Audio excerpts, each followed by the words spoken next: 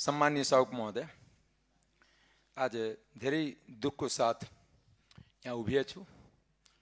विगत पछिल्लो हप्तामा जुन तराई मधेसमा जुन विभिन्न घटना घट्यो त्यो साह्रै दुःखद हो र खास गरी 4 जना युवाले जुन आफ्नो जान गुमाए उहाँप्रति म हार्दिक श्रद्धाञ्जली व्यक्त गर्न चाहन्छु।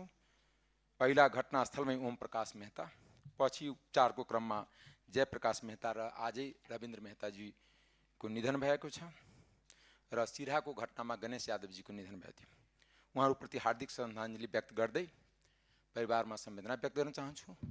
साथसाथै यो घटना आज म सम्पूर्ण सदनलाई र सदनको मार्फत आम समुदायलाई अपिल गर्न चाहन्छु।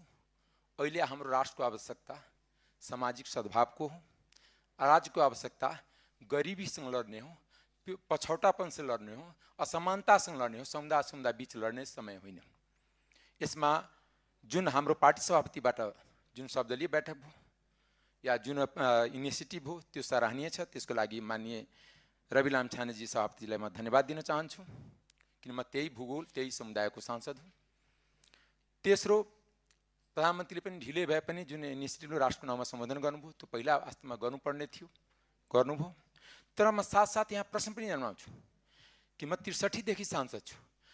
मेरो प्रश्न राज्यसँग छ कि मधेसमा जहिले पनि केही समुदायको होस् या मधेस आन्दोलन होस्, थरुवाट आन्दोलन होस्, त्यहाँ गोली मात्र किन चल्छ, त्यहाँ लाठी किन चल्दैन, टियर ग्यास किन चल्दैन?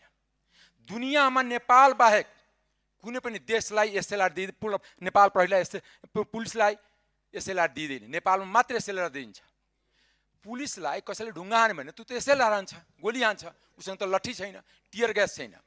या त हाम्रो ट्रेनिङ पुगेन, या किन मधेसमा यहाँको सुरक्षा निकायमा जाने बित्तिकै त्यहाँ एउटा मनोविज्ञान क्रिएट हुन्छ। त्यो मनोविज्ञान के हुन्छ कि यो विदेशी सेना हो, विदेशी फौज, किन त्यो मधेसी त्यसमा अनुहार देख्दैन, चाहे नेपाल आर्मीमा होस्, चाहे सशस्त्रमा होस्, चाहे नेपाल, उनको प्रतिनिधित्व कम छ। फेरि यिनीहरू जाने बित्तिकै त्यसलाई गोली ठोक्छ, टियर ग्यास चलेको, लाठीचार्ज चलेको इतिहास देख्दैन। म सरकारसँग आग्रह गर्न चाहन्छु कि सरकारले टियर ग्यास लाठीचार्ज यिनीहरूको व्यवस्था गरोस्, न कि सिधा गोली हानोस्।